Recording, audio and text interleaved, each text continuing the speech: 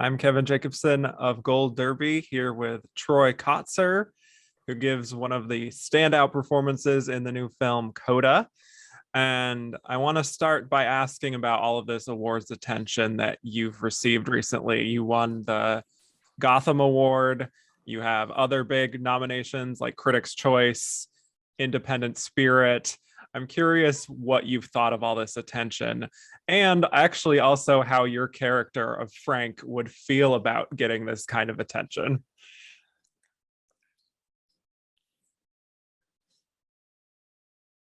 Well,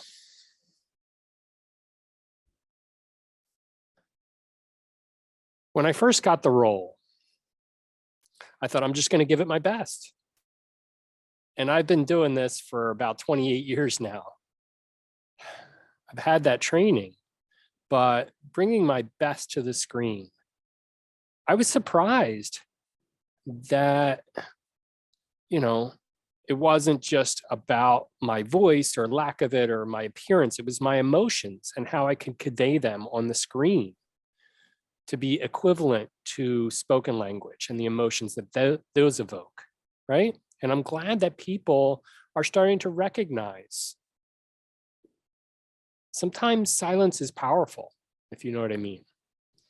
And everything is visual for deaf people, and without signing, without even spoken language, the eyes can tell you so much.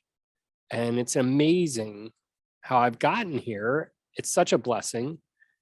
There are so many talented people out there.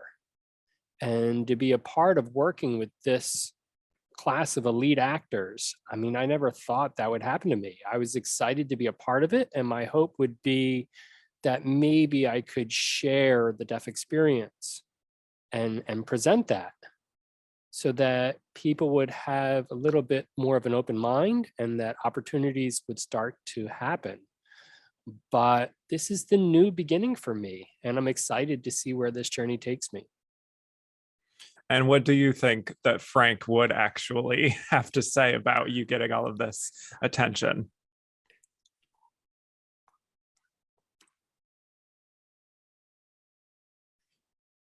I think that's funny you ask.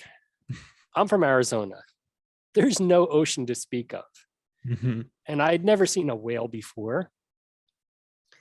And it was so transformational to transition to Frank being in another state where there is an ocean.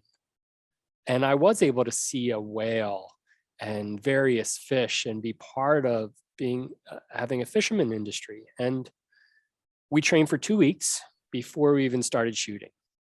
And that helped me to grow into character. And the costume, right? These heavy clothes, these big boots, the heavy gloves, it's not easy to sign that in that kind of a costume. So we had to figure that out and how to use the equipment. Oh yeah, we need this one, the stick with the spike on it, the hammer, and all of that became fluid and trying to use FSL, fishing sign language, right? To use their lingo and develop that and grow into character to develop Frank. And then also we socialized with real fishermen on a daily basis. And their schedule was so odd. They get up 2-3 o'clock in the morning and start working through the night because that's the best time to catch the fish. That's where you'll get the best returns. And then when you're done at 9 or 10 o'clock, that's bar time, right? Even though it's in the morning, and I was not used to that. And, most people go to the bar in the evening, but not in the morning. So that was a little bit unsettling, but that influenced me so that, for 30 days, that's who Frank was. And then after I left, I did struggle to disconnect from the character and the schedule. And it took me about 6 months till I finally shaved my beard. I wasn't even ready to let go of that. I do miss Frank as a character. Yeah, I can see why. And I also want to talk about some of your cast members here, starting with Marlee Matlin, who plays Frank's wife, Jackie. What did the two of you agree on as the right approach for how to play the scenes between the two of you where you just can't get enough of each other?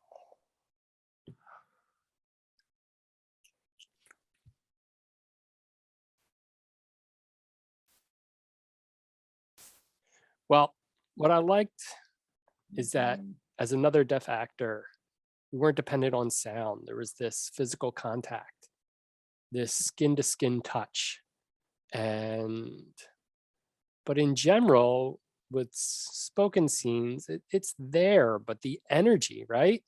You want that affection. And there was Jackie.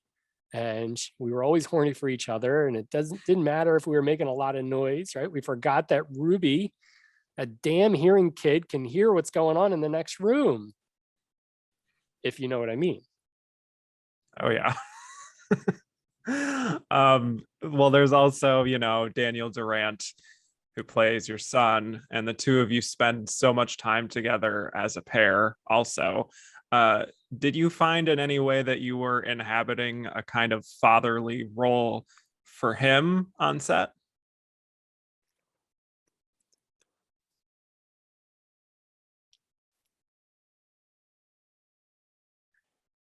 That's an interesting question.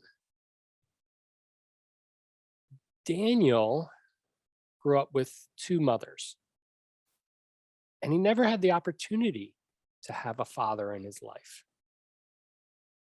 But Daniel and I connected, and it felt like I was his real father and that he was my son, because I think he needed somebody that had been through experiences like marriage, and I would consult him on things like that. And we lived together at an Airbnb for 2 months, and our relationship grew. We were always talking. And so we connected both on and off set. And we had that bond. And then all of that was expressed on the big screen. And it's authentic, that chemistry, it's there. And I can't really imagine if I had never, met him, another famous actor, would we feel comfortable working together? But he wasn't like that.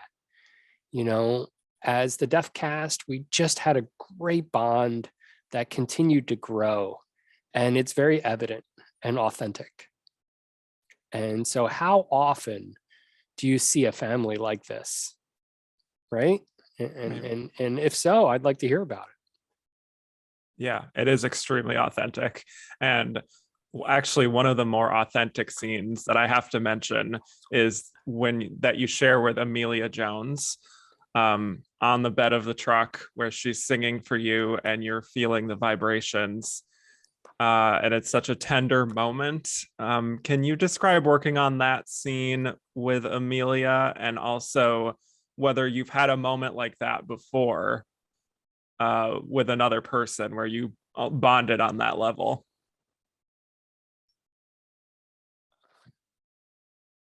I can remember it distinctly with my real life daughter. And then with Emilia, it was the same dynamic. They're about the same age. And I can remember when my daughter was 6, and it was the first time she sang for me, and I just sat there. But I'd seen some hearing people crying, and I thought, what's the big deal? Right? Oh, good. I'm happy for you, but it doesn't do anything for me. But then 20 years down the road, now I'm in CODA, and we have this scene where Ruby, the CODA, is singing, and I'm there, and it gave me a flashback to that prior experience. And it was amazing.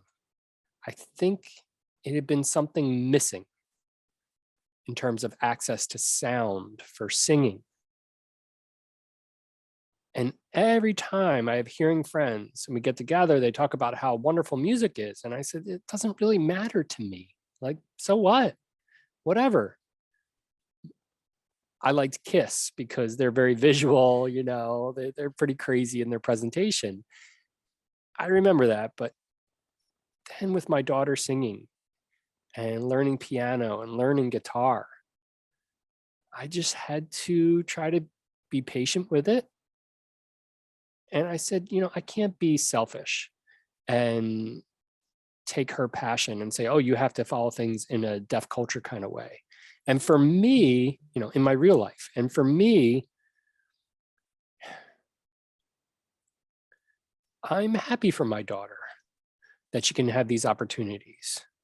And I don't have full access to that. I'm just trying to be supportive. And sure enough, Ruby gets a scholarship to Berkeley. And Frank thinks, oh, that saves me some money. That's a nice turn of events.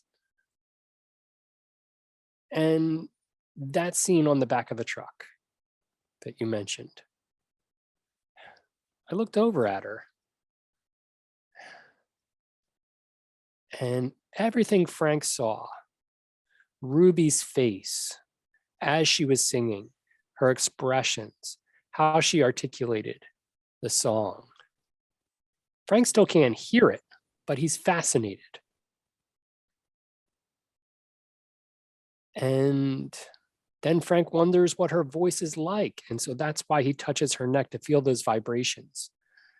And she was singing softly. And Frank said, sing more loudly so I can really feel it. And he does.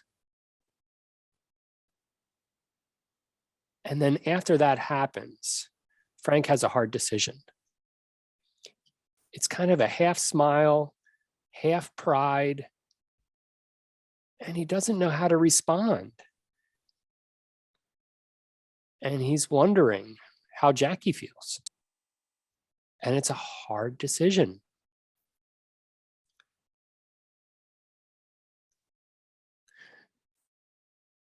And then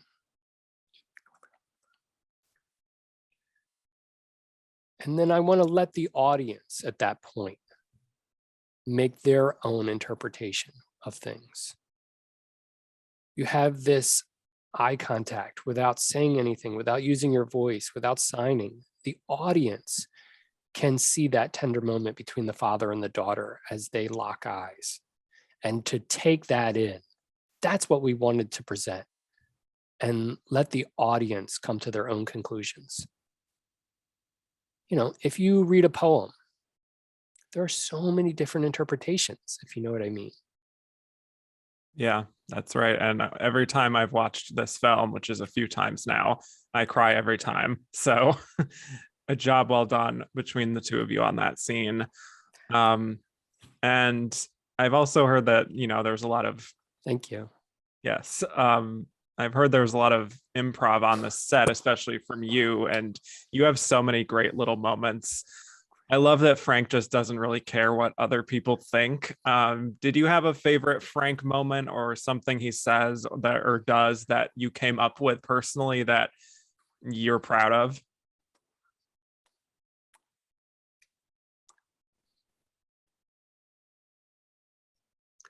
I love Frank using the dirty sign language.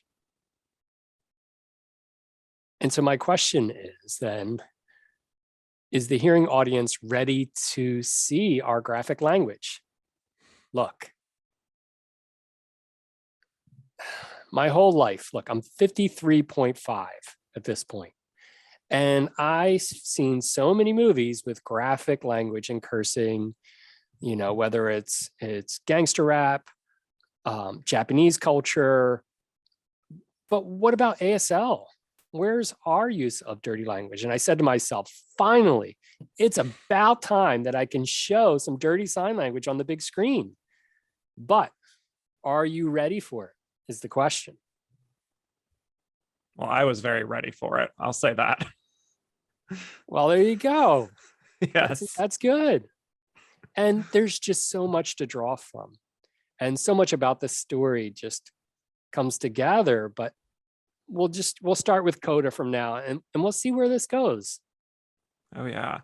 Well, I know just from looking at your theater work that you've done things like A Streetcar Named Desire, and I saw you did a live reading of Sunset Boulevard with Marley recently, and it actually got me wondering, what other stories, what classic films would you even want to do in the future if you had the opportunity?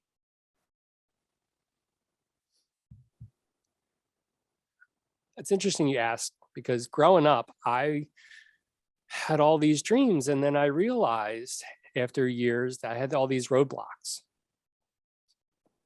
because everybody was so focused on sound and music and background noise and things like that. And I didn't have access to that. I'm visual.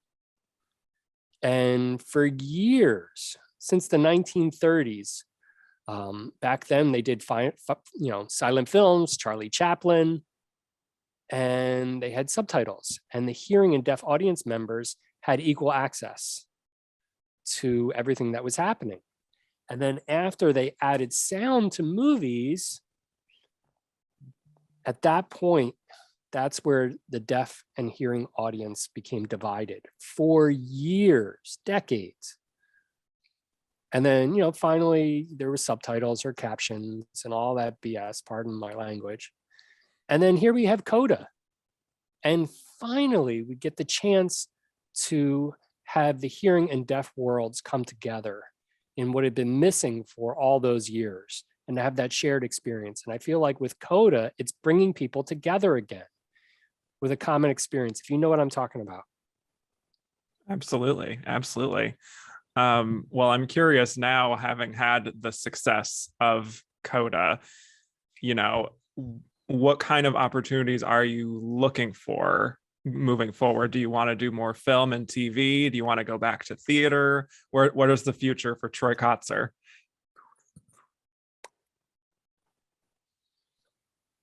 I'm just so excited that there's an opportunity for more representation, to be recognized, and for people to be part of the deaf and hard of hearing experience, and to celebrate that. I think this lends to that. And then to increase the knowledge and understanding of sign language that has been overlooked for so long.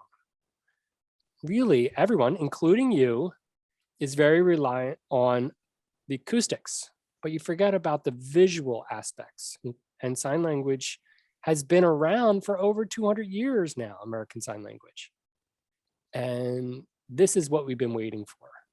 And now with CODA, this is a wonderful opportunity to try to enhance the awareness of diverse communities. And if you have a family member, a cousin, or an uncle or an aunt that happens to be born deaf, if you know and you've seen CODA, then you know how to best communicate with them.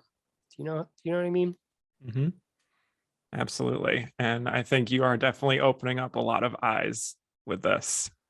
For those of you watching, subscribe for more interviews and go to goldderby.com to make your Oscar predictions. Troy, congrats on this film and your nominations. And thank you so much for your time.